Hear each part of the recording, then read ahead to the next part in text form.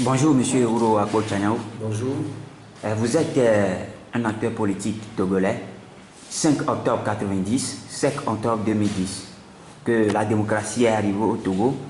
Quel est le bilan que vous pouvez donner à ce jour-ci? Merci de rappeler que le 5 octobre est le point de départ pour la lutte pour la démocratie au Togo. Et beaucoup de choses se sont passées. Beaucoup de nos compatriotes sont tombés dans cette lutte et nous exprimons notre compassion et notre reconnaissance, d'abord par rapport à leur famille et par rapport à tout le peuple togolais qui souffre. Aujourd'hui, après plus de 20 ans de lutte, c'est vrai, la démocratie n'est pas encore totale au Togo. Nous avions pu obtenir quand même ce qu'on appelle la démocratie parlementaire, c'est-à-dire nous avions quand même l'Assemblée nationale qui est composée de au moins 4 sensibilités politiques, mais à la tête de nos institutions, telles que la Cour constitutionnelle, telles que la CENI et autres, les autres institutions, ce n'est pas encore ce qu'il faut. Et à ce jour, l'alternance que le peuple togolais attend ne s'est pas réalisée. Donc, il y a encore beaucoup d'obstacles qui constituent pour nous des éléments qui empêchent la réalisation. Et quels sont ces obstacles-là? Nous avions, parmi tant d'autres, après les élections de 2015, après l'élection présidentielle du 25 avril 2015, nous avions constaté que le pouvoir politique ou le pouvoir d'État est confisqué quelque part. Et à ce sujet, il va falloir que tous les Togolais s'organisent, tout le peuple togolais, de l'intérieur comme de la diaspora, qu'on s'organise pour faire en sorte que désormais le pouvoir d'État soit en jeu, pour que c'est le meilleur que le peuple a choisi qui puisse gouverner. À ce jour, ce n'est pas le cas. Et si on peut se permettre de le dire, c'est quand même un échec dans la lutte pour l'alternance au Togo. 25 ans de lutte, le peuple se dit fatigué. Vous pensez qu'un jour, il y aura une alternance et une vraie démocratie au Togo? Non, c'est l'objectif. Aujourd'hui, l'alternance ne doit plus être un rêve au Togo. Ça doit être un objectif à atteindre. Et tout le monde doit se mettre. Vous avez vu, lorsqu'un peuple se met debout, il l'obtient toujours. Nous avions vu le peuple burkinabé nous a donné un exemple. Et on ne peut pas être fatigué. Parce que la lutte politique est une lutte de longue haleine. La conquête de la démocratie est une lutte de longue haleine. Et tant qu'on ne l'a pas réalisé, on ne peut pas laisser tomber. C'est le professeur Ourou qui l'a dit. Abdiquez et vous laissez le mal triompher. Le problème du Togo, c'est un problème de conscience. Nous devons ensemble construire une conscience collective, sensibiliser tout le monde pour que chacun puisse comprendre que la démocratie, ce n'est pas pour les hommes politiques, c'est aussi et beaucoup plus pour les jeunes et les femmes. Donc nous devons tous nous mettre ensemble. Ce n'est pas un problème des syndicats ni des élèves, c'est tout le monde. Parce que quand vous prenez aujourd'hui,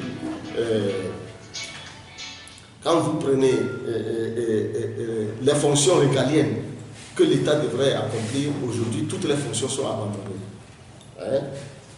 La santé est laissée pour compte, l'éducation est en difficulté, la sécurité est pratiquement inexistante, c'est le retour de la vindicte populaire dans nos quartiers. Donc, il va falloir que chacun puisse se mettre à la disposition de la nation pour que cette lutte-là puisse être accomplie, que l'alternance puisse être réalisée d'une manière pacifique. Aujourd'hui, nous avons 104 partis politiques au Togo qui se disent opposition.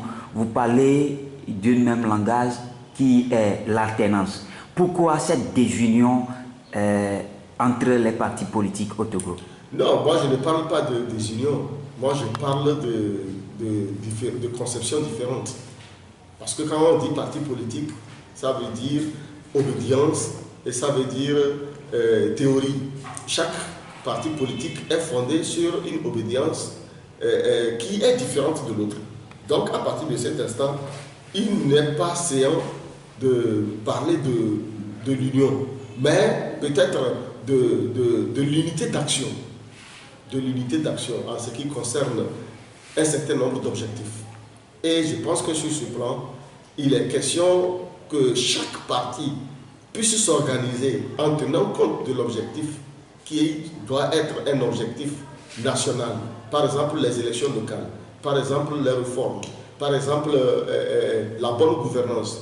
Donc, si tout le monde se met d'accord pour mener la lutte pour la réalisation de ces objectifs, je pense que le problème ne peut pas se poser.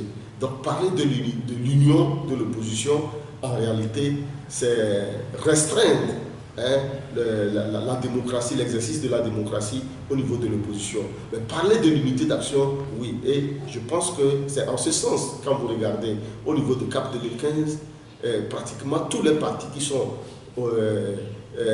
dans le CAP 2015 sont dans cette perspective-là.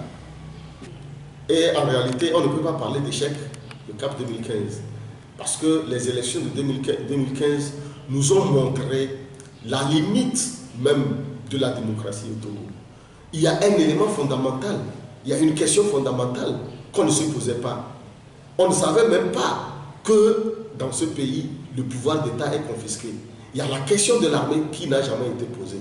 Et aujourd'hui, nous avions le courage de poser clairement la question de l'armée. Parce que pendant les élections de 2015, et surtout le jour de la proclamation des résultats et après, nous avions constaté qu'une partie de l'armée était fondamentalement contre l'alternance.